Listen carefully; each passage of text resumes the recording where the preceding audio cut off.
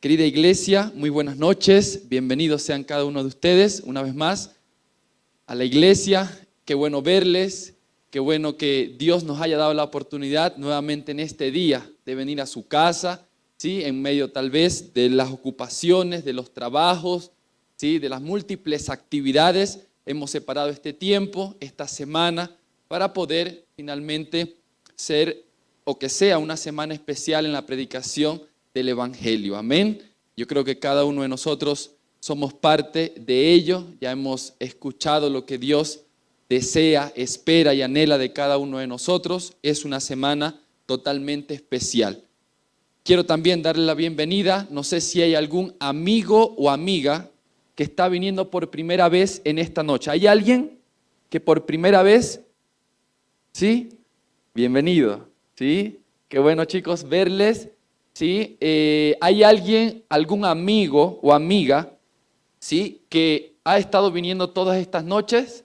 A ver, ¿hay alguna visita, algún amigo, alguna amiga que algunos de nuestros hermanos han estado trayéndola durante estos días? A ver, ¿hay alguien? Ok, aquí tenemos una. ¿Cómo es su nombre? Fátima, bienvenida. ¿Sí? ¿Alguien más? ¿Hay alguien más? ¿Ah, sí? ¿Cómo es tu nombre? Fanny, ¿sí? Si no mal recuerdo, ella es un testimonio de lo que la radio puede hacer, ¿sí o no? Sí, ¿verdad? Ella ha llegado a la iglesia por la radio, es una amiga también muy especial. Veo a la mamita también de nuestro hermano Mauricio, bienvenida. Qué bueno que esté en nuestro medio, ¿sí? No sé si se me escapa alguna otra persona. ¿Está bien? Qué bueno que estemos en la casa de nuestro Dios. Es ya la tercera noche y esto continúa ¿hasta dónde? Hasta el sábado. Sí, vamos a terminar esta semana. Y como les dije el primer día, el día domingo, querida iglesia, oremos. Querida iglesia, es una semana de oración. Y tú también que estás viniendo, amigo, amiga, que conoces también, ora. Y permite que el Evangelio resplandezca en tu corazón. Cada día tenemos que tomar decisiones. Y esta semana es una semana de decisiones. No es una semana más para tal vez convencernos de lo que sí, yo sé, sí, es así.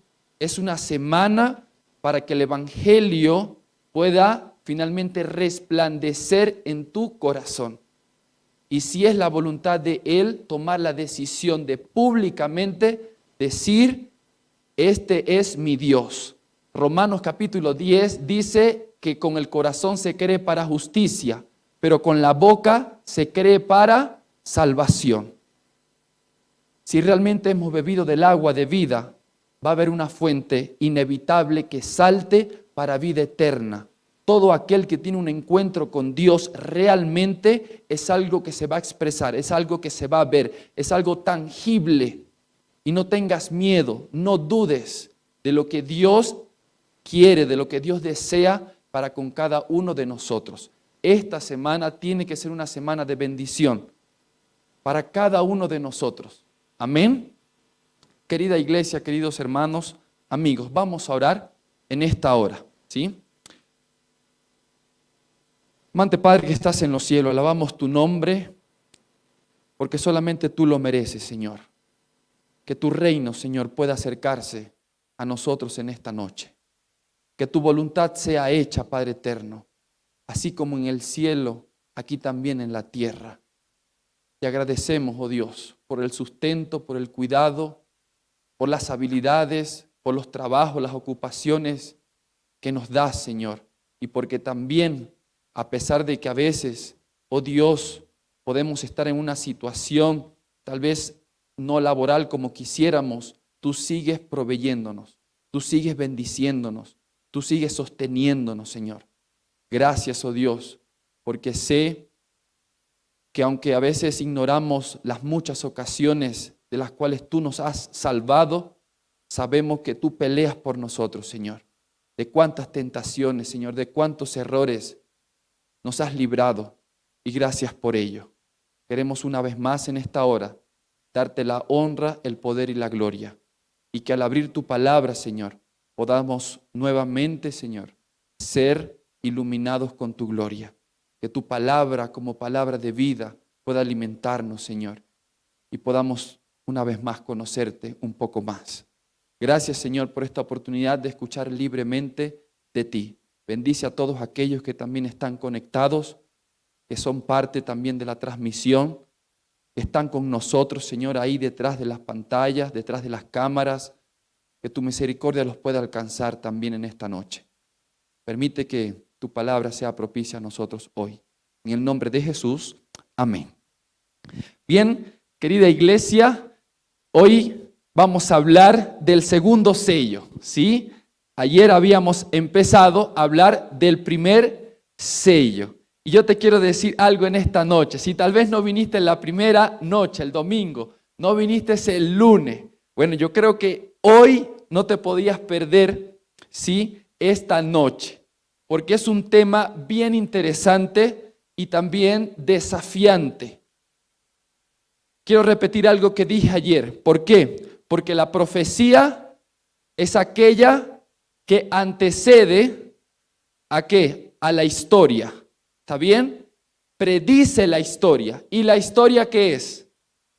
Es el cumplimiento de la profecía. Y es parte de lo que nosotros estamos viendo desde el día domingo, cuando vimos que el Cordero de Dios era el único digno de tomar el librito y desatar los sellos, porque solamente Él es digno de tomar la honra, el poder, la gloria y la fortaleza por los siglos de los siglos. Y ayer nosotros habíamos seguido con el primer sello, que vimos que fue roto y salió un jinete con una corona, con un arco, sobre un caballo blanco. Y decía que este caballo salió venciendo para vencer. Excelente, ¿no?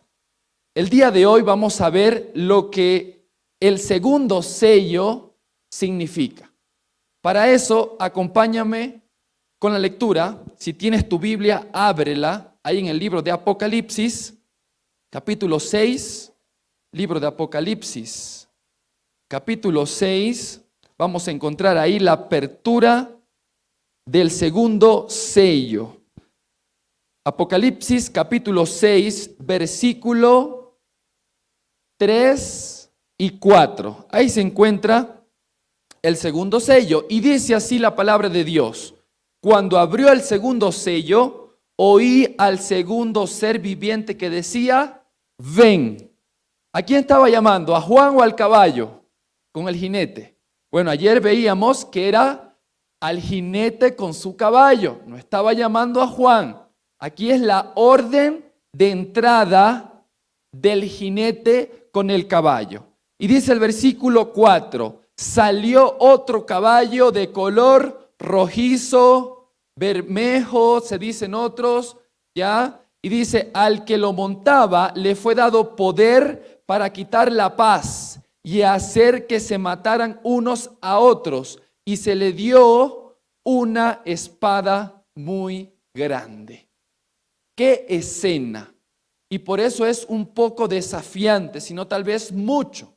Porque hoy tal vez hablar, en este caso de juicio, de tal vez un Dios que lo está llevando a cabo, pareciera que ya es un tabú, ya eso no se habla, ya eso no se dice. Parece imposible tratar de ver a un Dios que ama, pero también a un Dios que disciplina, a un Dios que castiga. Bueno, déjame decirte que el libro de Hebreo dice que ¿quiénes son los que son disciplinados? Bueno, los hijos de Dios. Si tú no hubieses sido hijo o si nosotros no somos hijos, seríamos, dice el apóstol Pablo, bastardos o ilegítimos.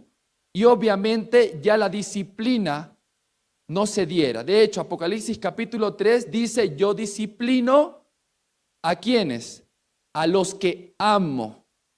Entonces, sin lugar a duda, Dios también puede disciplinar, Dios también puede juzgar, Dios también puede llevar a cabo un juicio. Y este caballo que está saliendo, si ustedes lo ven así por encima nosotros vamos a ver que este caballo que tiene un jinete que es de color rojo, se le ha dado un poder. ¿Y cuál fue el poder? ¿Cuál fue la autoridad? ¿Cuál fue la capacidad? ¿De quitar la paz sobre el cielo? Ah, no, sobre la tierra. Es decir, ¿dónde estamos tú y yo? La pregunta es, ¿qué significa? Al fin y al cabo, este caballo de color rojo, con este jinete que lo está montando, que tiene una espada y que se le ha dado poder para quitar la paz sobre la tierra y también para que se maten unos entre otros. Bueno, el libro de Apocalipsis, si nosotros vemos ahí, por ejemplo, el capítulo 17, acompáñame al libro de Apocalipsis 17 y el versículo 4, dice así: la mujer estaba vestida de púrpura y escarlata. Ese término escarlata es el mismo término que encontramos siendo utilizado para describir al caballo de este segundo sello. ¿Está bien? Entonces, cuando nosotros vemos, en este caso, esta mujer que estaba vestida de púrpura y escarlata, adornada de oro, piedras preciosas y perlas, y tenía en la mano un cáliz de oro lleno de abominaciones y de la inmundicia de su fornicación, dice el versículo 5, en su frente tenía un nombre escrito, un misterio: Babilonia la grande, la madre de las rameras y de las abominaciones de la tierra. Vi a la mujer ebria de la sangre de los santos y de la sangre de los mártires. ¿De quién? De Jesús. Cuando tú ves, tú te das cuenta que es una mujer que está vestida, y por el vestido que tiene, que no tiene otro significado, sino que es y significa realeza. ¿Qué hizo esta mujer? Ah, bueno, se embriagó. ¿Por qué? ¿Con qué se embriagó? Con la sangre de los santos y de la sangre de los mártires de Jesús. Es decir, esta mujer oprimió y mató ¿a quiénes? A los hijos de Dios, al pueblo de Dios. ¿Quién es esta mujer? No es la pregunta para esta noche. Pero lo que quiero que tú te des cuenta es que, en primer lugar, se está utilizando el color rojo, y no para una fuerza, una potencia divina. En segundo lugar, si tú vas al libro de Mateo capítulo 27, acompáñame al libro de Mateo capítulo 27,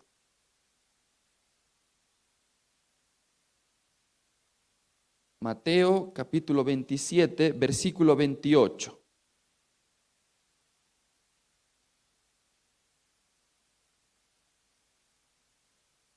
Dice así, el versículo 28, lo desnudaron y le echaron encima un manto de escarlata. ¿A quién fue ese? A Jesús. Se estaban burlando. ¿Y cómo se burlaron?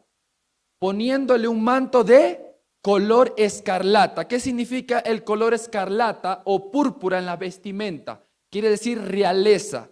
Lo lleva la gente real, ¿sí? Lo que están gobernando. Por lo tanto, ellos se están burlando de Jesús porque decían que Jesús era el rey de los judíos. Ah, entonces tú eres rey de los judíos. Y lo vistieron. Ah, y se estaban mofando de él. ¿No es que eres tú rey de los judíos? Toma pues el manto de la realeza. Una vez más encontramos el significado de este color rojo, que en este caso tú te das cuenta que a Jesús no lo están reconociendo como rey, simplemente se están burlando de él, lo están oprimiendo. Jesús está sufriendo, ya estaba preso, pronto para ser crucificado. Entonces, cuando nosotros vemos precisamente este color en Mateo capítulo 6, que está describiendo a este caballo de color rojo, está significando precisamente una realeza, un poder y una fuerza real. En este caso, no es celeste, es terrenal la fuerza. Esta realeza es de carácter terrenal, ¿sí? Ahora, cuando tú ves que precisamente este color se aplica a este caballo de color rojo, se le da una espada. Y precisamente con la espada, ¿qué se hace? Bueno, mata. Y la potestad que se le dio a esta realeza, que es terrenal, dice la Escritura que la potestad que se le había dado para quitar la paz de la tierra, y dice en segundo lugar, y hacer que se maten unos a otros. ¿Qué realeza, qué poder maligna terrenalmente nosotros encontramos en la historia? Que en pocas palabras quitó la paz de la tierra y permitió que se mataran unos a otros. Bueno, cuando nosotros vemos la historia, nosotros ayer vimos que el caballo blanco que salió venciendo para vencer representaba a la era apostólica, cuando desde los apóstoles el evangelio salió y se predicó y venció, conquistó y convirtió en conquistadores. Esto llevó por lo menos hasta el año 90, el año 100 después de Cristo. Ahora, después de esto, nosotros vamos a ver algo interesante de lo que empieza a suceder. Y si tal vez podemos un poquito antes del año 100, tú vas a ver en el año 81 la persecución bajo Domiciano. La persecución bajo Domiciano, que fue en el año 81, fue dada hacia los judíos y hacia los cristianos. Que la verdad, en los judíos y los cristianos estaba algo, no sabían distinguir el imperio romano, quién era quién y quién era aquello y quién eran esto. Por lo tanto, si nosotros nos ubicamos en la historia, en el año 70 el templo de Jerusalén, y Jerusalén fue destruida, ¿sí o no? Ahora, en el año 81, los cristianos y los judíos fueron oprimidos, fueron perseguidos para que pudieran devolver el diezmo, la ofrenda y todos los recursos que ellos llevaban al templo de Jerusalén. Pero en esta hora lo estaban pidiendo y lo estaba demandando ¿quién? El imperio romano. Y obviamente muchos se oponían, pero es ahí donde Domiciano ejerció la fuerza, la opresión, el castigo para que esto pudiera ser posible. Si tú sigues en la historia, ya tú vas a ver en el año 111 algo muy particular, donde la persecución es dada por los paganos. ¿Cómo se dio? Bueno, en el año 111 estaba el emperador Plinio. Y Plinio también era alguien que tal vez no tenía muy claro lo que pasaba con los judíos y con los cristianos. Entonces, ¿qué hicieron los paganos? Bueno, los paganos dijeron, mira, nuestros templos se están vaciando. Nuestros templos se están vaciando. Ahora, no solamente que los templos se están vaciando, era que un templo pagano vacío significaba también la pérdida económica de los comerciantes que vendían carnes para sacrificarlas a los ídolos. Por lo tanto, si el templo estaba vacío, también el arca de los comerciantes estaba vacío. Entonces ahí enviaron una carta a Plinio. ¿Qué está pasando? ¿Qué está aconteciendo? Es el cristianismo que está avanzando, que está creciendo. ¿Y qué hizo Plinio? Ok, entonces empezó la persecución para los cristianos.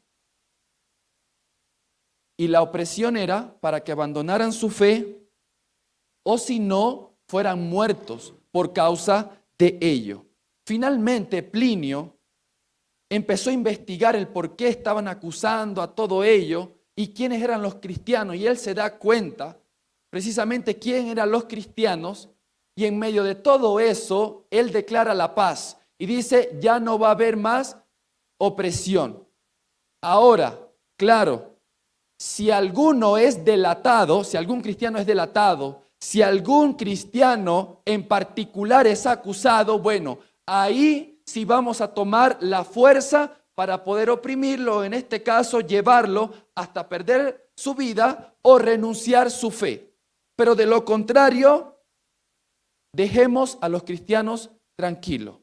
En medio de todo ese periodo del 111, tú vas a ver, no sé si has escuchado de Ignacio de Antioquía, a Policarpo. También ellos fueron mártires en esta era. Y tú puedes seguir toda la historia. Mira, desde el 155, Ignacio del 161, la persecución bajo Marcos Aurelio. Interesante esta persecución, ¿sabes por qué? Porque ahí empezaron los desastres, las inundaciones, los problemas, las crisis. Entonces, en medio de todo ello, ¿quién es el causante? Bueno, no. El causante es que los dioses están airados. Los dioses están airados. ¿Y por qué están airados? Bueno, es porque el cristianismo está creciendo, está avanzando. Muchos se están convirtiendo al cristianismo, los dioses se están airando y por lo tanto hay desastres, hay inundaciones, hay problemas. Entonces el problema son ¿quiénes? Los cristianos. Y ahí avanza Marcos Aurelio en el año 61 con la opresión y con la matanza también de los cristianos. Uno de los más famosos, una mujer llamada Felicidad, fue martirizada con sus 7 hijos en esa era. Ya en el año, cuando tú ves y avanzas en ese mismo año del 161 en adelante, tú vas a ver ahora que los paganos empiezan a acusar a los cristianos de falsas enseñanzas. Por ejemplo, una de esas enseñanzas, ¿han escuchado ese texto que dice comer la carne de Cristo? ¿Sí? Hay un texto que dice, coman mi carne y beban mi sangre. Dice Cristo, ¿no? Ahí en el contexto de la Santa Cena. ¿Qué hicieron los paganos? Como no entendían muy bien ellos esto, acusaban a los cristianos de que los cristianos tomaban a los niños y los descuartizaban y con un pan los comían. Y eso era una ceremonia de iniciación al cristianismo. Esa era una de las falsas acusaciones de los cuales los paganos acusaban ¿a quién? A los cristianos, porque el cristianismo avanzaba, crecía y se extendía. Y en medio de todas estas acusaciones, obviamente seguía la opresión. Estaban tergiversando lo que realmente era verdad. Y así muchas acusaciones de los paganos, por causa de sus prácticas, acusaban al cristianismo de lo que ellos hacían. He ahí cuando nacen en el mundo cristiano los apologistas, que eran aquellos que defendían ahora la fe, aquellos que refutaban a aquellos que los estaban acusando, de una manera que la fe pudiera ser preservada.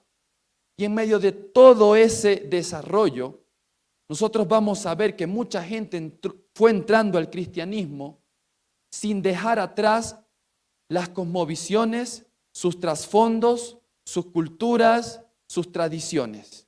Y poco a poco el evangelio fue contaminándose. Y es ahí donde uno de los más famosos de ellos, cuando entró el gnosticismo y Marción, que tenía una teología dualista, ahí la iglesia tiene que tratar de responder al canon bíblico porque fue cuestionado. Ahí la iglesia tuvo que tratar de responder al credo, tuvo que tratar de responder a la sucesión apostólica. Y es ahí donde la iglesia temblaba, la iglesia era amenazada. Fue ahí donde se llevó a cabo el nombramiento de iglesia católica. Católico porque significa iglesia universal, pero también significaba según el todo. Es decir, el cristianismo era una iglesia que finalmente, a pesar de ser también universal, era, y lo que predicaba era conforme al todo, no conforme a Juan nada más, no conforme a Santiago nada más, no conforme a Pedro, no conforme tal vez, no sé, a lo que a mí me parezca o lo que yo quiera. La verdad o el evangelio era sometido al todo de la escritura. Y por eso se llamaba iglesia católica. Y bueno, nosotros vamos a empezar a ver ahí que surgieron maestros dentro de la iglesia, algunos intelectuales, algunos conservadores, algunos que tal vez trataban de preservar la fe genuina, la fe pura. Pero cada día se hacía más difícil sostener esto. Y ahí tú vas a ver ya que en el siglo III nosotros vamos a encontrar que la persecución sigue siendo bajo Séptimo Severo. Ya en el año 249 tú vas a ver la persecución bajo Decio, Galo, Valeriano. Es interesante que tú vas a ver ahí en esa época a una Roma donde su gloria, donde ya no era gloriosa. Y ellos ahora, el problema no era el cristianismo. Gracias, Dani. El problema no era el cristianismo. El problema ahora era que Roma no tenía la gloria que había tenido antes. Y entonces, claro, para recuperar la gloria tenían que recuperar los cultos, las ceremonias, las prácticas, las costumbres. Y vuelvo a repetir, ahí no era ahora el cristianismo el problema ahora se volvió dentro de Roma. Pero claro, como el problema es de Roma y dentro de Roma está el cristianismo, ¿qué pasa? Seguía la persecución. Nosotros encontramos ya en el año 313, en el edicto de Milán, el fin de esta persecución a los cristianos. ¿Quién fue ese caballo de color rojo con autoridad para poder quitar la paz y permitir que se matasen unos a otros? Este poder y esta fuerza fue el Imperio Romano, que no solamente mataba, que no solamente quitaba la paz, sino que también permitía que los paganos o aquellos que tal vez estaban en oposición al cristianismo permitieran que ellos acusaran a los cristianos. Y en acusación a los cristianos, ¿qué hacía el poder? Bueno, matémosle. Por eso es que cuando no era el Imperio Romano, ¿sí?, los que decidían quitar la vida a los cristianos eran los paganos que acusaban a los cristianos. Y el Imperio Romano tomaba poder sobre ello. Y así nosotros vamos a ver que la iglesia cristiana avanzaba, temblaba. Así nosotros vamos a ver que la fe poco a poco se iba tal vez debilitando. ¿Y por qué sucedía esto? Recuerda algo y no se te puede olvidar, que esta autoridad que tenía el Imperio Romano era una autoridad dada o una autoridad innata. El texto nos dice, el versículo 4, que este caballo, dice, al que lo montaba, le fue dado poder. No era que tenían el poder, le fue dado la autoridad. No era la autoridad innata de ellos. Y esto me hace recordar de una escena que se encuentra en Juan capítulo 19, versículo 11. Juan 19, 11. ¿Qué dice el libro de Juan, capítulo 19, el versículo 11? Dice así: respondió Jesús: ninguna autoridad tendrás contra mí si no te fuera dada de arriba. Por tanto, el que a ti me ha entregado, mayor pecado tiene. ¿Qué reconocía Jesús en Pilato? Reconocía que tenía la autoridad, no innata, una autoridad dada. ¿De quién? De parte del que estaba en los cielos. Y Jesús se sometió porque reconoció que si su Padre no hubiese querido y no hubiese sido la voluntad de Él, que estuviera ahí para un propósito de salvación, ¿tú crees que Pilato hubiese tenido la autoridad de apresar, oprimir y matar a Jesús? Nunca. Nunca. Y es por eso que Jesús no pelea, es por eso que Jesús tal vez no hace una contra Pilato, sino que como cordero fue llevado al matadero. Entendió que la autoridad que tenía Pilato era porque su padre se la había dado a Pilato. Saben, querida iglesia, queridos amigos, querida familia, yo te quiero decir algo en esta noche. El libro de Lucas, capítulo 11, versículo 23,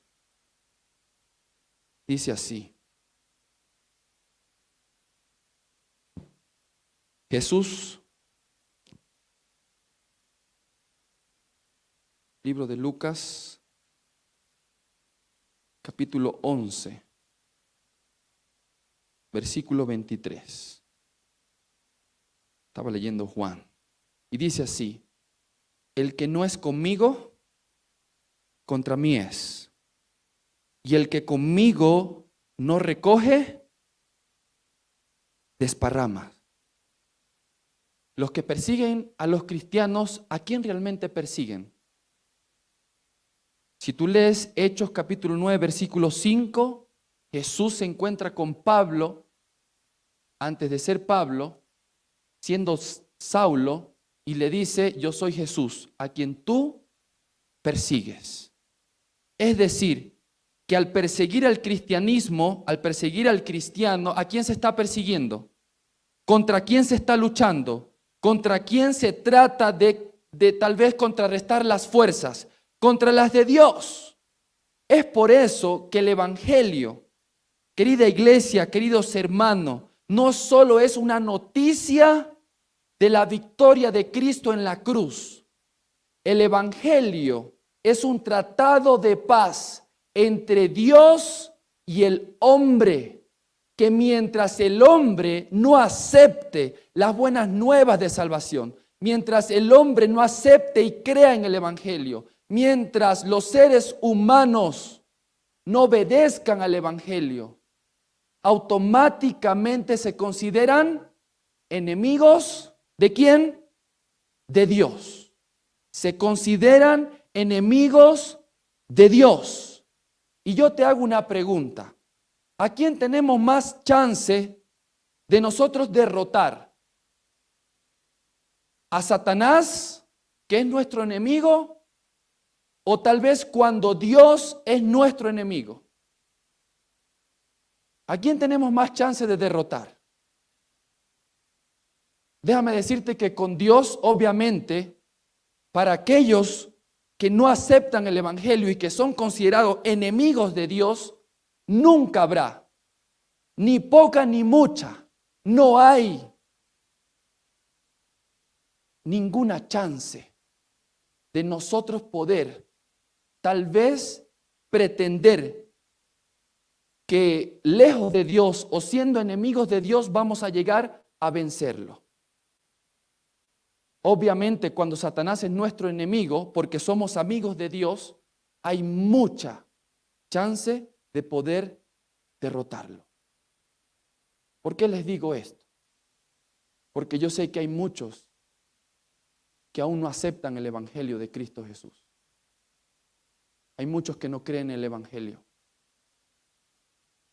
Y déjame decirte que siempre que el Evangelio es rechazado, automáticamente nosotros nos consideramos enemigos, no del cristiano, sino de Dios. Y tú ves lo que hacen los enemigos de Dios. ¿Qué hacen los enemigos de Dios? ¿Qué hacen aquellos que no están tal vez o no creen en el cristianismo, no creen en Cristo, no obedecen a Cristo? ¿Qué hacen? Oprimen, destruyen, quitan la paz de en medio nuestro. Cuando no vive yo, ¿quién es el que vive? Debería vivir Cristo en nosotros. Y yo te quiero decir en esta mañana que yo sé, en esta noche, que yo sé que a veces nosotros, cuando no dejamos que el Evangelio entre en nuestra vida, nos convertimos en opresores de aquellos que son hijos de Dios. Y a veces un opresor puede ser un esposo que tal vez ve que su esposa aceptó el Evangelio. Y todo lo que hace es para que su esposa abandone el cristianismo y la oprime, la maltrata. A veces es al contrario. Cuando no son las esposas, los esposos son las esposas que ven a sus esposos aceptando el Evangelio, aceptando la fe, creciendo, avanzando, pero no soportan esto y oprimen, destruyen, quitan la paz. A veces son los hijos, a veces son los jefes en los trabajos, a veces inclusive nosotros mismos que podemos decir que nos llamamos cristianos, nos convertimos en esos caballos rojos que salen para quitar la paz en medio de la tierra, que salen para destruir, para oprimir. ¿Y sabes por qué? Porque no hemos aceptado el Evangelio de Cristo. Porque el que con Cristo no recoge, desparrama. El que es amigo del mundo se constituye automáticamente enemigo de Dios. Amigo, familia querida, no intentes ser parcial. No intentes decir, bueno, sí, ajá, está bien, yo respeto, sí, y aquí estoy, no hay problema. No. Aquí no hay término medio. Aquí no hay parcialidad. El Evangelio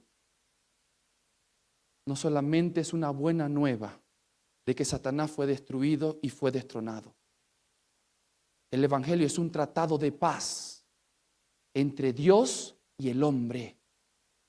Tú puedes leer Romanos capítulo 5, versículo 1. Justificados pues para con Dios, tenemos paz.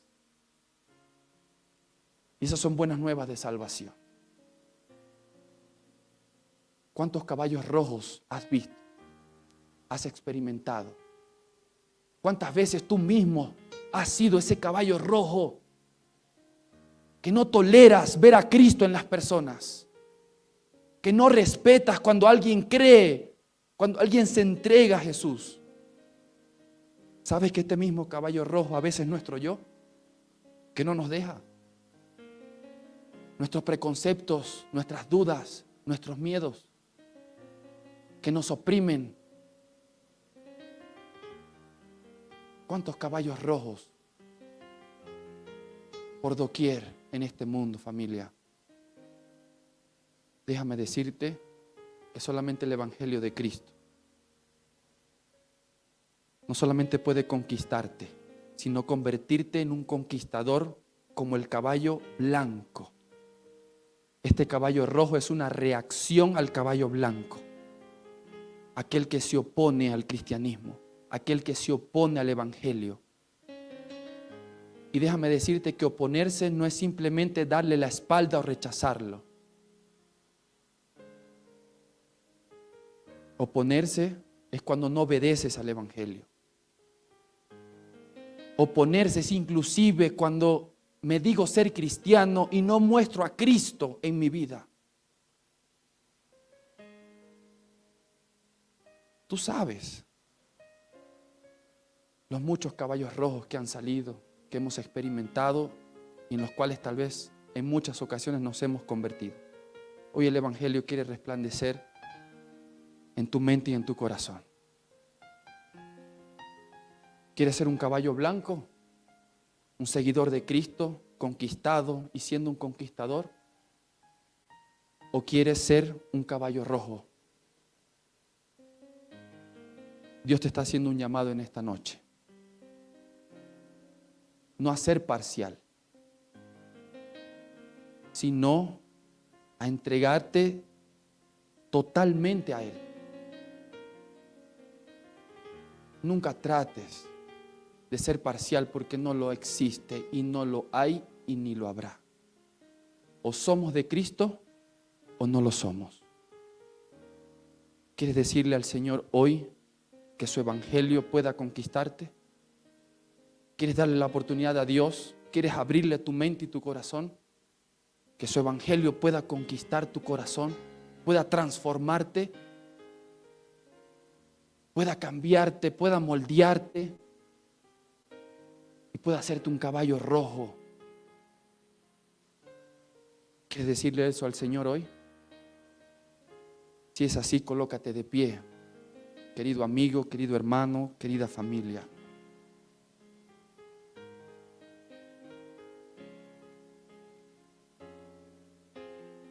Quiero orar por cada uno de ustedes para que Dios nos ayude. Cuando tú ves la iglesia después de Éfeso, tú vas a ver a una iglesia que Jesús le dice: no temas, sé fiel hasta la muerte. Sé fiel hasta la muerte. Y en nuestra mente, en nuestro corazón tiene que estar las palabras de Cristo. Si alguna autoridad tiene alguien para oprimirme, que sea porque tú, Padre, se la has dado.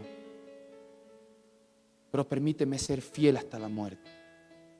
Y dice la Escritura: y te daré la corona de la vida eterna. Sé fiel. Sé fiel. Y Dios te dará la corona de vida eterna. Cariñoso Padre que estás en los cielos, gracias por tu palabra, Señor. Cuántos caballos rojos, Señor, han lastimado nuestra vida. Cuántos caballos rojos, Señor, nos oprimen hoy en día. Danos la fortaleza, Señor, y la certeza y la convicción de tus palabras. De ese caballo blanco que salió venciendo para vencer. Queremos rogarte, Señor, de forma muy especial, por tal vez aquellos caballos rojos de nuestra vida. Que tú, oh Dios, puedas conquistarlos y convertirlos en caballos blancos, Señor. Pero si tal vez aún esto no sucede, Señor, tú puedas darnos la fuerza para permanecer fiel y firme hasta el fin, Señor. Tú sabes quiénes de tus hijos que están aquí aún no han entregado su vida a ti, Señor. Aún no se han rendido a ti. Aún no han abierto su mente y su corazón para que el evangelio resplandezca en ellos. Aún todavía tal vez siguen siendo oprimidos por los caballos rojos de este mundo, Señor. Ayúdalos. Y permite, oh Dios, que esta semana podamos ver tus milagros. De una manera que no haya duda, Señor, que eres tú el que actúa en nuestra mente y nuestro corazón. Que sea tu palabra, que sea tu voz, Señor, clara, audible, la cual penetre en nuestra mente y nuestro corazón. Disipe la luz de las tinieblas, Señor. Disipe las tinieblas y podamos, Señor, ser vencedores para tu honra y para tu gloria. Bendice a tu iglesia, bendice a tus hijos. Bendícenos, Señor, y acompáñanos en esta noche de lo que queda. Oramos a ti en esta hora en el nombre de Jesús. Amén.